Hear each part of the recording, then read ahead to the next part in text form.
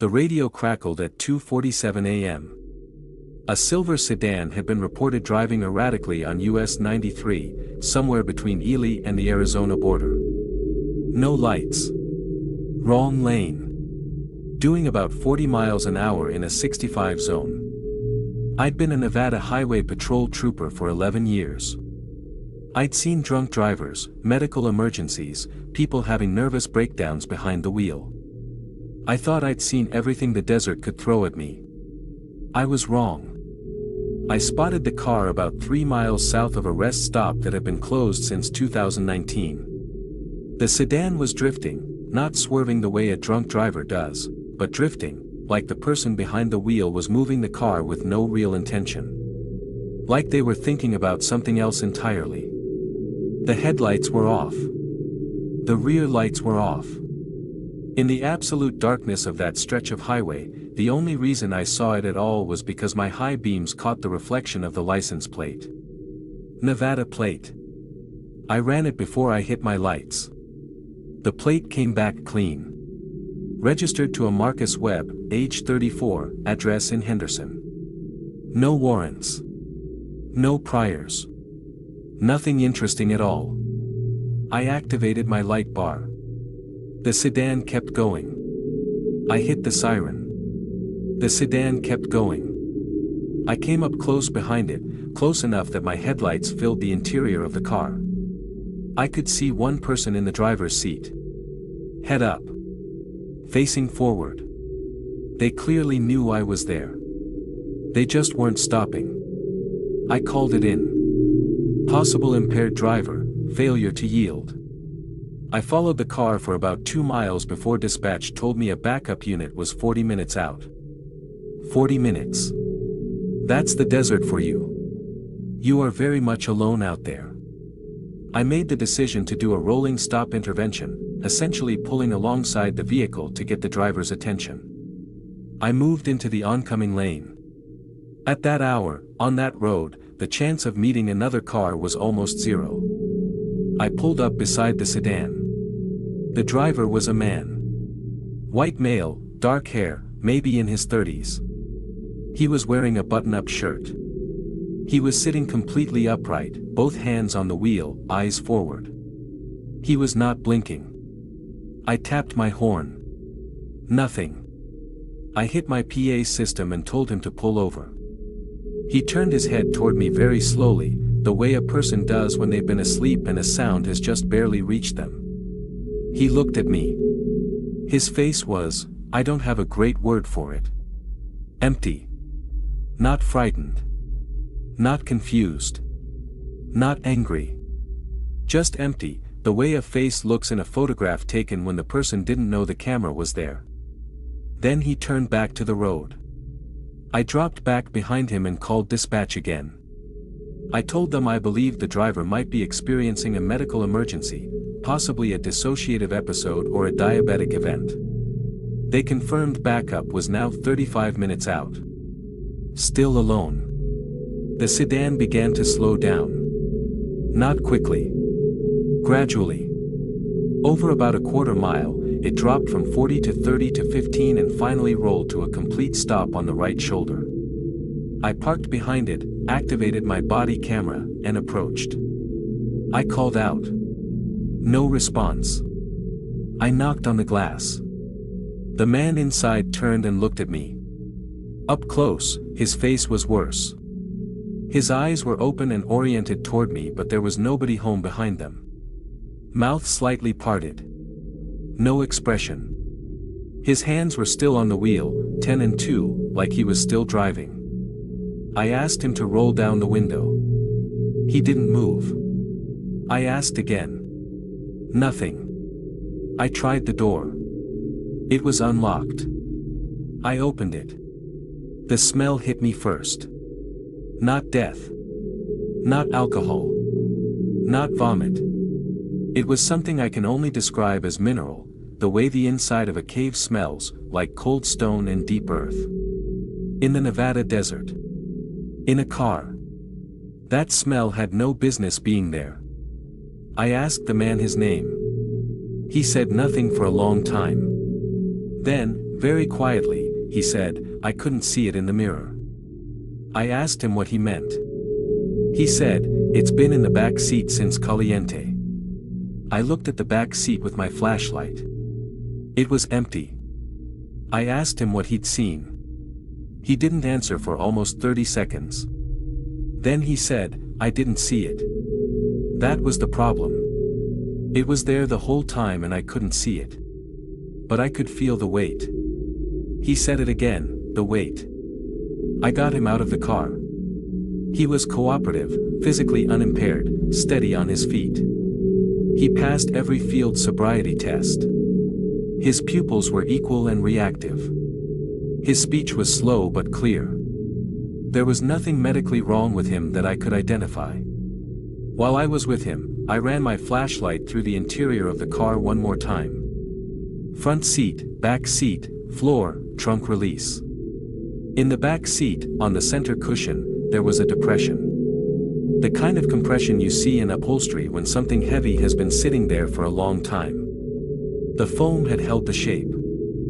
Something the size and weight of a large adult had been sitting in that back seat. Long enough to leave an impression in the foam. The man had been driving alone. Paramedics arrived before backup. He was transported for evaluation. I followed department procedure and cleared the scene. I wrote my report. I noted the condition of the rear seat. I noted the smell. I filed everything correctly. 2 days later I drove that stretch of highway again on a routine patrol. I slowed down when I reached the rest stop. The one closed since 2019. The gate was open. Not broken. Not forced. Just open. Like someone with a key had unlocked it. I did not go in. I called it in as a maintenance issue and kept driving. But for the rest of that shift, for about 4 hours, every time I checked my rearview mirror, I thought about what the man had said. Asterisk, I couldn't see it. But I could feel the weight, asterisk. I don't check my rearview mirror the same way anymore. I look, and then I look again. And sometimes, in the dark stretches between towns, when the road is empty and the desert is completely silent on both sides, I think I understand exactly what he meant. The weight. You don't see it. You just know it's there.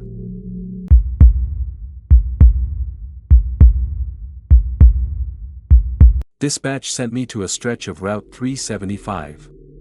If you know Nevada, you know that road. They call it the extraterrestrial highway. Every local joke you've ever heard about aliens was born somewhere on that 58-mile stretch between Crystal Springs and Warm Springs. Every tourist who's ever driven it thinks they're being edgy.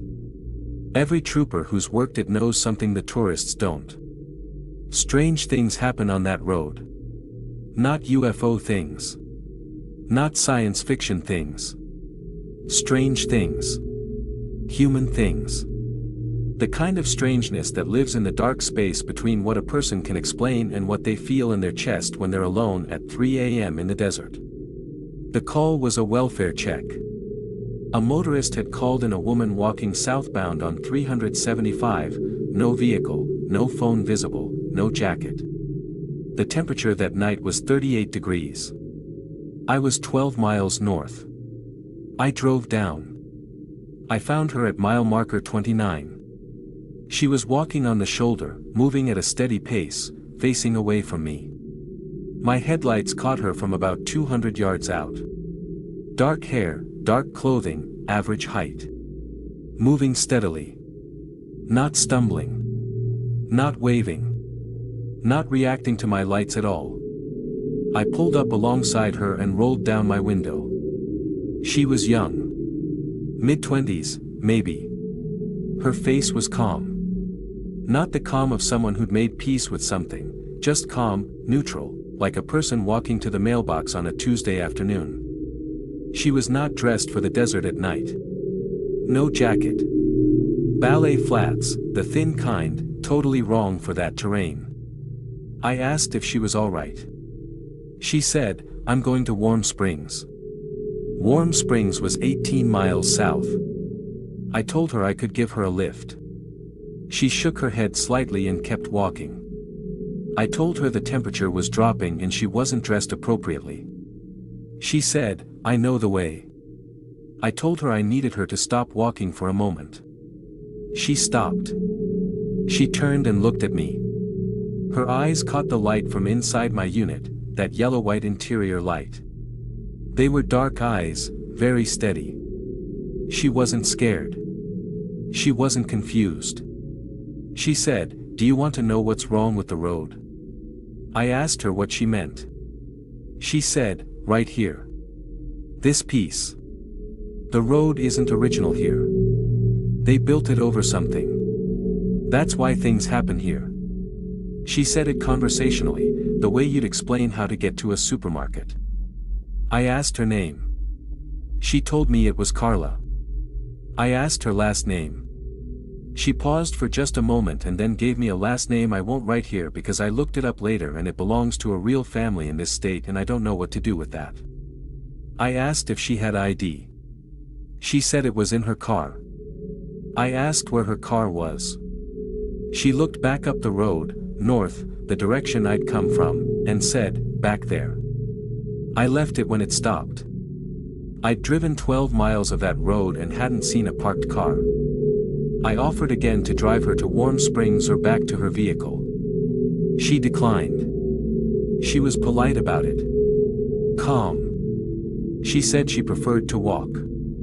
I told her I couldn't in good conscience leave her alone on a highway at night in near freezing temperatures. She looked at me for a long moment and then said, "I've been walking this road for a long time." I stepped out of my unit. She took a step back. Not frightened, cautious, maybe. I held my hands up to show I wasn't going to grab her. I told her I just needed to make sure she was okay. She was shivering. Slightly, but she was shivering. There was something wrong with her hands. I noticed it when my flashlight caught them. The palms, the skin was strange. Paler than her face. Not frostbitten. Just pale in a pattern that didn't look like cold. It looked like old scarring, healed over completely flat. Like she'd burned them once, a long time ago, and the skin had grown back smooth. I asked her when she'd last eaten. She said she didn't remember. I asked when she'd last had water. She looked slightly confused by the question, then said, "In Warm Springs." That was 18 miles away. The direction she was heading. I tried one more time to convince her to get in the unit. She smiled, first time she'd done that, and said, "If I get in, I won't be able to get back out." I didn't understand that. I still don't. I called dispatch. I explained the situation. They told me I couldn't forcibly detain her if she wasn't in distress and wasn't breaking any law. Walking on the shoulder of a highway at night is not illegal in Nevada. My hands were tied. I took down her description, her stated name, the details she'd given me. I told her to be careful. She nodded. I got back in my unit. I drove forward to the next legal turnaround, about a mile south. The whole time I watched her in my mirror. She was walking, steady and slow, getting smaller. I turned around and drove back. She was gone. Not arrived somewhere. Not stepped off the road. Gone. I drove the stretch twice. Flashlight out the window both ways. The desert on either side is flat scrubland, no trees, no structures, no dips in the ground big enough to hide a person. Visibility was at least 100 yards on both sides. There was nowhere to go. I called it in. Search and rescue ran a pass at first light. Nothing. No abandoned car in either direction for 15 miles. No Carla with that last name filed a report. No missing persons matching her description were called in that night or the following week. I went back to mile marker 29 the following afternoon, in daylight. I don't know what I was looking for. I found footprints. Ballet flat impressions in the soft dirt of the shoulder. They came from the north, just as she'd been walking. They were evenly spaced, consistent, the walk of someone completely unhurried. They stopped. Not at a road. Not at a pull-off. They stopped in the middle of the shoulder, between the white line and the desert edge. And there was nothing. No scuff, no drag, no sign she'd stepped into the scrub. She had simply stopped existing in the middle of a step. I have driven 375 many times since then. I always slowed down at mile marker 29. I don't know why. I think I'm looking for her. I think part of me is afraid I'll find her. She said the road was built over something. I've thought about that sentence probably 300 times. They built it over something. I've thought about what's under the asphalt. What was there before the road was laid? What might still be there underneath, patient and flat and waiting, 30 feet below the white line at mile marker 29? I don't have answers. But I do think about her hands. The smooth pale scars on both palms. And how she didn't seem to feel the cold. Not even a little.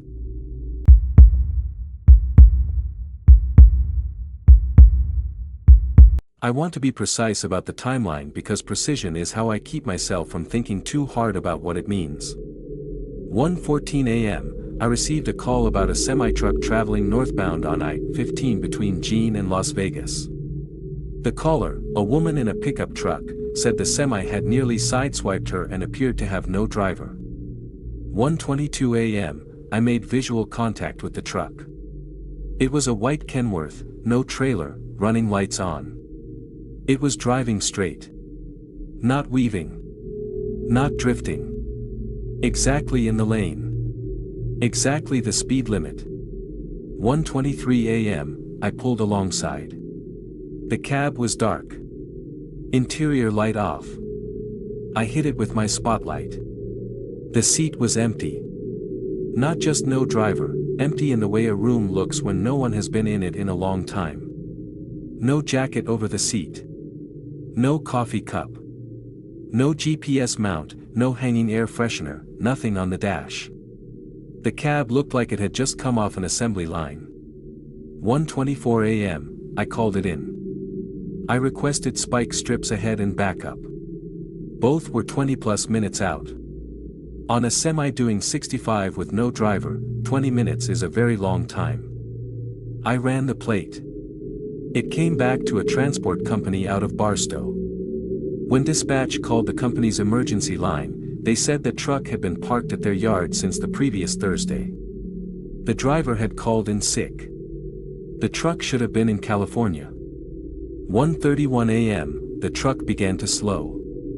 I hadn't done anything to cause it. No spike strips. No road block. It just slowed. Gradually, over about a mile, from 65 to 50 to 35. It moved to the right lane. It activated its turn signal. Its turn signal. It took the exit for a rest stop called Sloan. I followed. The truck pulled into the truck parking area at the far end of the lot, away from the lights. It parked. Precisely, perfectly between the painted lines. Air brakes engaged with that exhale sound they make. Engine off. Lights off. I sat behind it in my unit for about 2 minutes. I called for backup again. I told dispatch I was holding position and not approaching alone.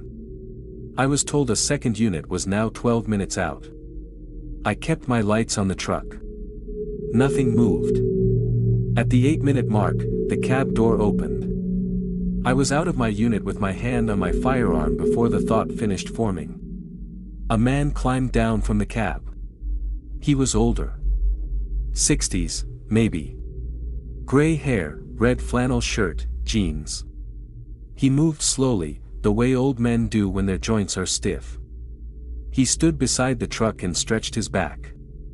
He looked at me like I was slightly surprising but not alarming, the way you might look at someone who takes your usual parking spot. I told him to show me his hands. He raised them, no hesitation. I told him not to move. He nodded. I approached. I asked him who he was. He gave me a name, I'll call him Dale. I asked if the truck was his. He said no, he was just moving it. I asked who hired him. He said he didn't remember exactly. I asked how long he'd been in the cab. He thought about it. He said, since Barstow. I asked how that was possible. Dispatch had confirmed the truck had been sitting in Barstow for 5 days. This man would have been in that cab, alone, for 5 days. He shrugged. He said, I sleep a lot. He had no phone. No wallet. No ID. No bag, no food, no water. Nothing. He'd climbed out of a truck with absolutely nothing on his person. He was calm. Cooperative. Slightly foggy the way someone is when they first wake up. My backup arrived. We processed him. He was not impaired. He had no outstanding warrants. He was not reported missing. The trucking company, when reached again, said they did not know anyone matching his description. He was not their employee. Here is the part one keep returning to. When we searched the cab, it was as empty as it had looked from the outside. No food wrappers. No water bottles. No blanket. No way for a person to have lived in that space for 5 days. But there was warmth. Not the engine warmth of a vehicle that's been running. A different warmth. Personal warmth. The kind a room holds after someone has been in it for a long time. The seat was warm. The floor was warm. The company pulled footage from their lot in Barstow. The truck had not moved. The footage showed it parked in the same spot from Thursday evening straight through to the night I encountered it. Then, at 12:58 a.m., it was simply gone from the frame. Not driven away. The frame before, truck there. The frame after, empty space. 16-minute gap in the footage that their IT department called a recording error. Dale, whatever his real name was released. He'd committed no crime we could prove. He asked if he could make a call and I handed him my desk phone. He dialed a number from memory. It rang for a long time. No one answered. He said, "That's all right," and handed the phone back to me. I asked where he was going to go. He looked out the window at the highway, at the dark desert beyond it, at the long straight road that disappears into nothing, and he said, "Back, I suppose. It's about time." He walked out the door. We watched him from the window. He walked to the road's edge and kept going. By the time we got outside, he was gone. The white truck was still in the lot when I drove past the following morning. It was empty. Doors locked. When I pressed my hand against the cab door, the metal was warm. Not sun warm. Not engine warm. The other kind.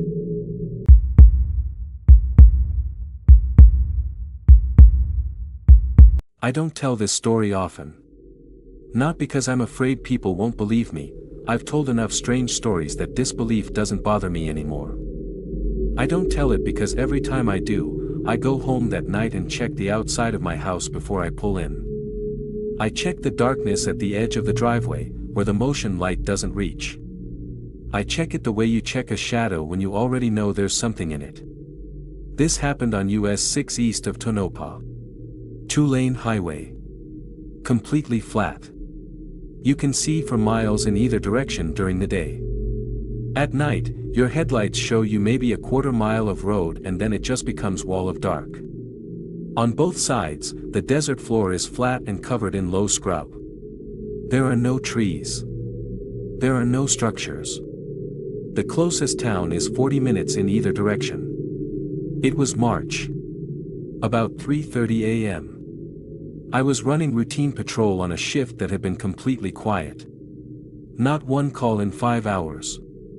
I first noticed it about 20 minutes outside Tonopah. Something was running alongside my unit on the left side, in the desert, off the road. In my peripheral vision, through the driver's window. A shape, dark, keeping pace. I was doing 60 miles per hour. I told myself it was a shadow. A trick of the light. The landscape out there does strange things. Scrub bushes at speed can look like moving shapes. Your brain, when it's been awake for 7 hours in total silence, will manufacture movement. I watched it. It stayed exactly with my unit. Not falling behind. Not pulling ahead. 60 miles per hour over scrubland, in complete darkness, running precisely beside me. I sped up. It sped up. I hit 80. It stayed with me. I am not a person who frightens easily. 11 years on desert highway patrol, you develop a kind of flat response to strange things. You process, you file, you move on. But something about this, about the precision of it, the perfect matching pace, turned a cold key somewhere in my chest. I hit my spotlight and aimed it left. I saw it. For about 2 seconds, I saw it clearly. It was large. Low to the ground, moving in a way I cannot fully describe. Not the gallop of a horse, not the bound of a coyote. Horizontal. Like it moved in a way that used the ground differently than animals do. Its shape was long. The way the light caught it, and this is the part one wish I didn't remember, it didn't reflect the light right. Most animals out there, you catch them with a spotlight, you get eye shine, that bright reflection. This thing's eyes didn't reflect. The light hit it and it absorbed it, the way something matte and dark absorbs light, and I could only see it because the pale desert floor was bright behind it. Then it moved out of the spotlight range. It didn't run away. It just angled outward, as if it knew exactly how far the light reached, and moved just beyond it. I slowed down. It slowed down. I stopped. I sat in the middle of that road for 40 seconds with every light I had pointed into the desert on the left side. Nothing. Open flat scrubland in every direction as far as the lights reached. Nothing. I called dispatch. Didn't tell them what I'd seen, I just requested a welfare check call, gave my position, asked for someone to radio me. I needed a human voice. Dispatch came back within a minute and I confirmed I was fine and continued my patrol. I drove slowly the rest of that stretch. 20 miles per hour. Windows up. Every few minutes I'd hit the spotlight, right side, left side, out front. Nothing. About 3 miles further east, I hit it with the left spotlight again on a sweep. It was there.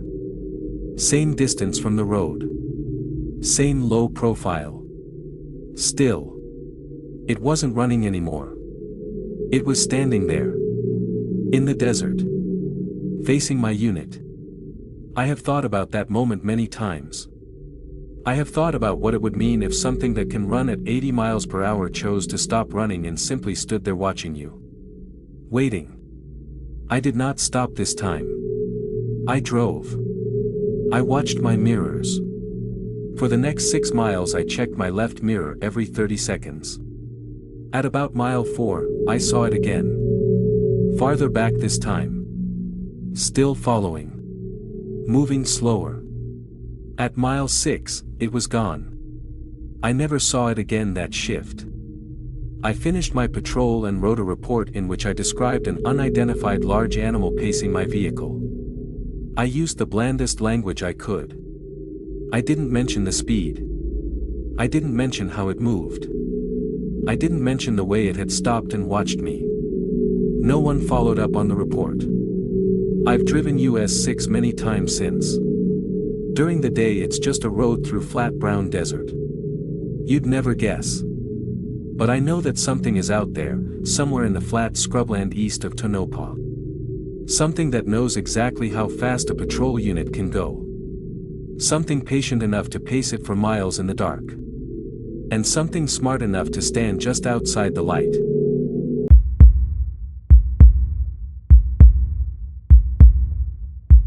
A trucker called it in. He was westbound on I-80 approaching Winnemucca when he reported lights in the desert south of the highway. A structure. He said it looked like a house, fully lit from the inside, sitting about a quarter mile off the road with no access track he could see. The address wasn't in any database. No structure was registered at those GPS coordinates. The land belonged to the Bureau of Land Management, unimproved federal land. Nothing was supposed to be there. My sergeant sent me to investigate on the assumption it was squatters or an illegal grow operation. I found the access track the trucker missed, barely visible, 2 tire ruts pressed into the hardpan, no gravel, no sign. I bunked down it slowly with my lights on low. The structure came into view. It was a house. A real house. Not a trailer, not a prefab shed. A 1-story wood frame house, white, with a covered porch. Curtains in the windows, warm light behind them. A satellite dish on the roof. 2 pots of dead flowers on the porch steps. In the middle of BLM desert, 30 miles from the nearest town, on land that had no road, no utilities, and no permit. I knocked. The door opened almost immediately. A woman stood there. She was elderly, 80s, I'd say.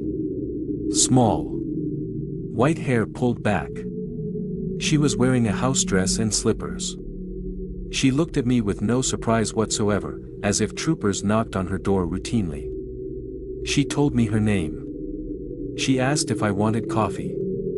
I said no thank you, and I explained that I was there because the property appeared on no record, there were no utilities to the address, and the land was federal property. She said, I know. I asked how long she'd lived there. She said a long time. I asked if she owned the land or had a permit. She said, it's not really about owning. I asked if she lived alone. She said, at the moment, yes. I looked past her into the house. Living room, furniture, rugs, framed photos on the walls, a television showing static. Everything normal except the television, there was nothing but static, no image, and she didn't seem to notice or care. I asked who else lived there, or had lived there. She said, different people at different times.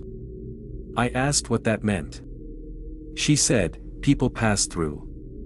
They stay for a while. They move on. She said it without emotion. Like she was describing weather. I asked about utilities. There were no power lines anywhere near this structure. The lights inside were warm and steady, not battery-powered emergency lights, but regular household light, the kind that comes from a grid. She said, I manage. I walked the perimeter while she waited on the porch. No generator. No solar panels. No propane tanks. No wellhead. No septic markers. Nothing that explained how this house functioned. And it was functioning. The light was real. When I came back to the porch, I could smell something cooking inside. I asked if I could come in. She hesitated for the first time. Then she stepped aside. The inside was immaculate. Not in a cold way, in a cared-for way, a way that said someone had been cleaning and arranging this space for a very long time. Decades of small adjustments. The photos on the wall showed people I didn't recognize, in clothes from different eras. Some looked like the 1950s, some newer. All the photos were of different people. None appeared to be family groupings. They looked more like portraits of strangers. I asked who the people in the photos were. She said, people who were lost. I asked if she meant that literally. She said, they came to the road confused. I brought them here. Most of them got better. Most of them left. She paused. Some of them didn't want to leave. I looked at the photos again. I counted 18. All different faces. I asked about the ones who didn't want to leave. She smiled at me for the first time. A small, gentle smile. She said, they're still here. The house was absolutely silent. No sounds from any other room. And yet, and this is the part 1 replay, the air in that house felt occupied. Not haunted in a movie way. Occupied, the way a waiting room feels occupied when it's full of people being quiet. I did not go beyond the living room. I told her I was going to need to file a report and that county and BLM would likely follow up regarding the land use issue. She nodded. She said, "They always do." I asked if she'd been contacted before. She said, "Many times." I asked what happened. She said, "They come. They look. They leave. Nobody ever does anything about it." Then she said, "Some of them come back later. When they need to." I drove back to the highway. I filed the report. I submitted the GPS coordinates and a full description. BLM investigated 3 days later. They found nothing. Not an abandoned structure. Not foundation marks. Not the tire track access road. Nothing. I drove out myself a week later. I found the tire tracks I'd made with my own unit on my own visit. They were there, pressed into the hardpan, inarguable. They led out from the highway and they stopped. In the middle of the desert. As if I'd driven 200 yards off-road and then simply vanished. The house was gone. The dead flowers were gone. The satellite dish. The porch. All of it. Gone without a mark, without a scar in the desert floor, without so much as a nail. Except for one thing. About where the front door would have been, there was a single coffee mug sitting on the ground. Clean. Dry. Right side up. As if someone had set it down carefully. As if they knew I'd come back. And they wanted me to know they knew.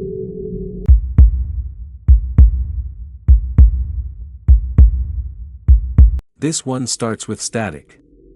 I was on night patrol, State Route 305 between Battle Mountain and Austin. 4.5 hours of almost nothing, the occasional cattle truck, a few RVs from out of state that had no idea what they were driving into. By 2 a.m. I was far enough out that radio contact with dispatch became something I checked every 20 minutes just to confirm it was still there. At 2:17, the radio changed. Not static exactly, something under the static. A pattern. Quiet, almost below the threshold of hearing, but they're in the rhythm. Like very distant speech processed through something that wasn't designed to carry it. I turned up the volume. It was a voice. Or something using the shape of a voice. It wasn't language I recognized. Not Spanish, not anything European, not any indigenous language I'd ever heard fragments of.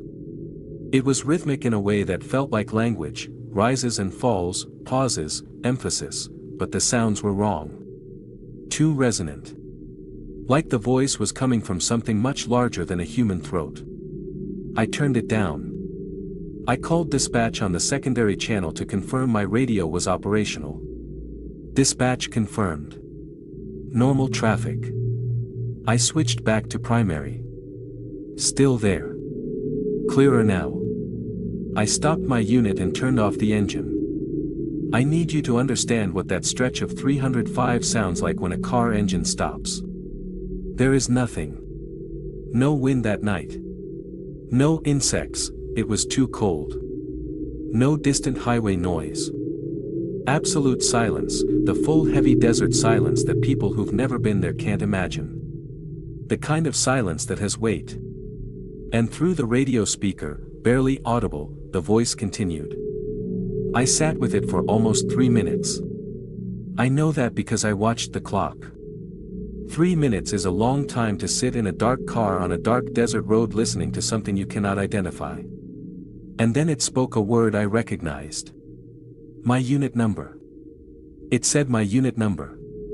Clearly, in the middle of that stream of incomprehensible sound. Whatever it was, it had inserted my unit number into its broadcast with perfect pronunciation.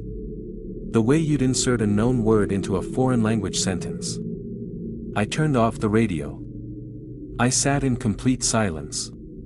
The thing about desert silence, the real desert silence, is that after a while it stops feeling like silence and starts feeling like something listening. The absence of sound begins to have a texture. You become aware that the dark on all sides is not empty. It is simply dark. Those are different things. I sat for maybe 90 seconds. Then I turned the radio back on. It was gone. Regular static. Dispatch traffic. A conversation between two units 40 miles north about a possible cattle escape near the highway. Normal. I wrote it down. I noted the time, the frequency, the duration. I described the content as accurately as I could. When I submitted the report, my sergeant flagged it and sent it up the chain. Not because he believed me, I think, but because there's a protocol for radio anomalies.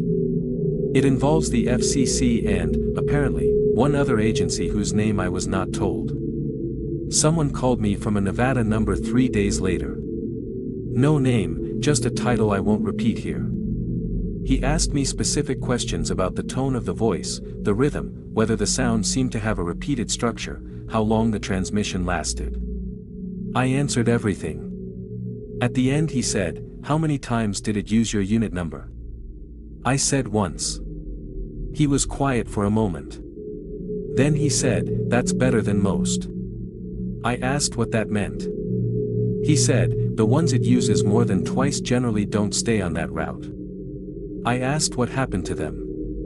He said, "They transfer. Or they resign. Or," and then he paused long enough that I thought the call had dropped. Then he said, "They just don't come back to the station." I asked when the last time this transmission was reported. He said it comes up about twice a year on that route. Has for as long as records exist.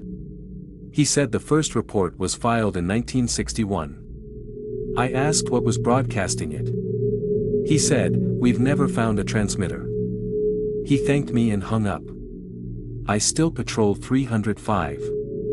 I turned my radio volume down about 30% on that route. Not off, if I can't hear dispatch I'm not doing my job. Just lower. Some nights, in the gap between two dispatch calls, when there's a stretch of silence, I think I hear something underneath it. Not the voice. Just the rhythm of it. Just the shape. And I think about what he said. The ones it names more than twice. I don't know where they went. I don't know what it means to be named by something that has no body and no transmitter. But I know that when I drive that stretch now, I keep my eyes on the road, my hand near the radio dial, and I try very hard not to listen too closely. Because I have the feeling that if it says my unit number again, something will have changed. And I won't be the same kind of alone I am now.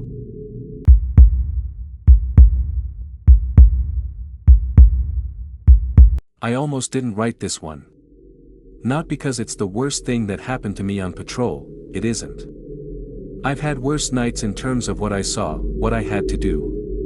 But this story is different because it didn't end when the shift ended. It's still going.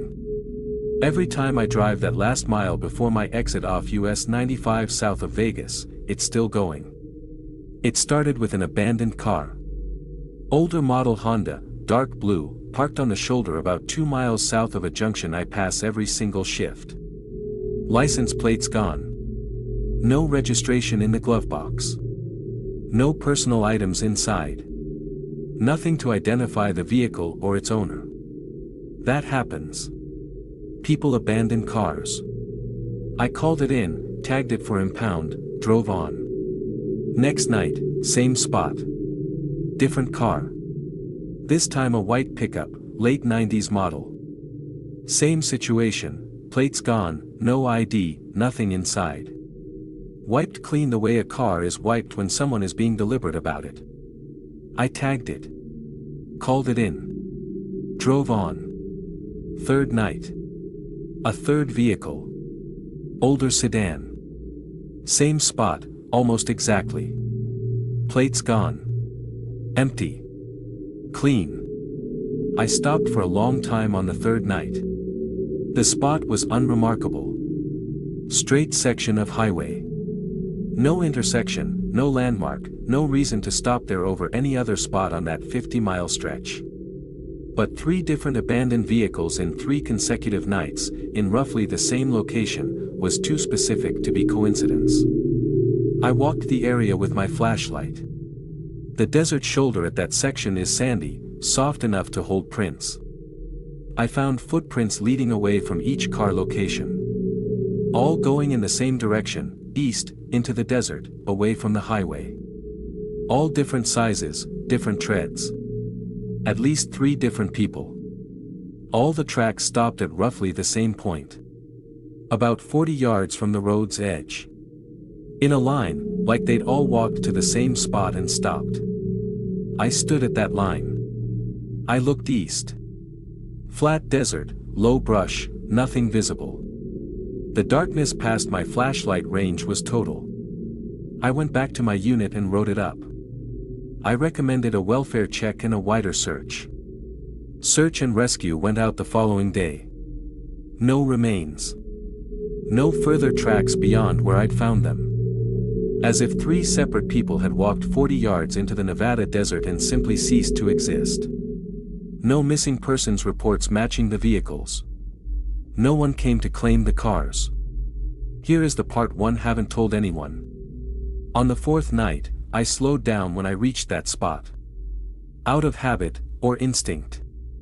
I wasn't planning to stop. I saw someone standing at the road's edge. A man. Average height, dark jacket. Standing still, facing east. Facing the desert. I pulled over and got out. I called to him. He turned around. He was ordinary looking. Calm.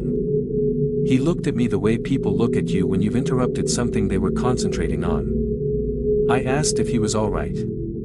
He said yes. I asked what he was doing. He said, looking. I asked at what. He pointed east. Into the dark.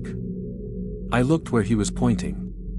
I saw nothing. Open desert, low scrub, deep dark. I asked what he was looking at. He said, can't you see it? I said no. He said, it's been there every night. Something out there. It comes to the edge after dark and it waits. He said it matter-of-factly, no drama, no fear in his voice. I've been watching it for 3 nights. I asked if he'd been parking on the shoulder. He looked at me, slightly confused. He said he'd been walking. He lived about 4 miles north. He came down here every night this week because he wanted to understand what it was. I asked what it looked like. He was quiet for a moment. Then he said, big. Low. Like it's always just about to move but it never does. It just waits. He paused. I think it's waiting for someone to cross. He looked at me.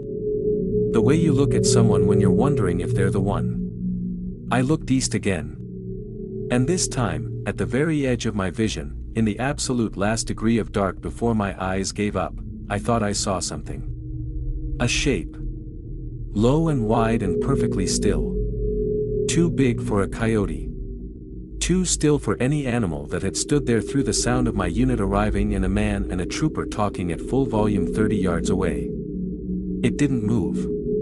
It wasn't moving away. It was waiting. I reached for my spotlight. I aimed it east. I turned it on. The desert was empty. Scrub and sand and darkness and nothing else. I turned to ask the man if he'd seen where it went. He was gone. I was standing alone on the shoulder. My unit behind me.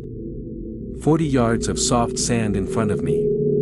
The tracks from the previous nights, still visible in the beam of my flashlight. And at the end of the track line, fresh in the sand, a new set of prints. He'd walked the 40 yards while I was looking east. His prints stopped at the line. Right where the others had stopped. I stood there for a long time. A very long time.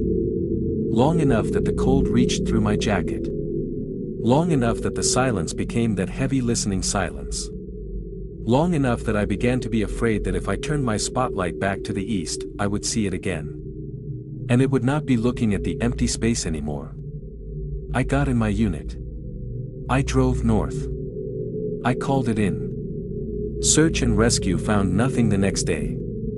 No man matching his description was reported missing. Nothing.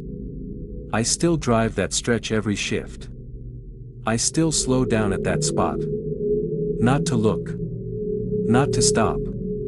I slow down because speed feels wrong there. It feels like passing something important too quickly.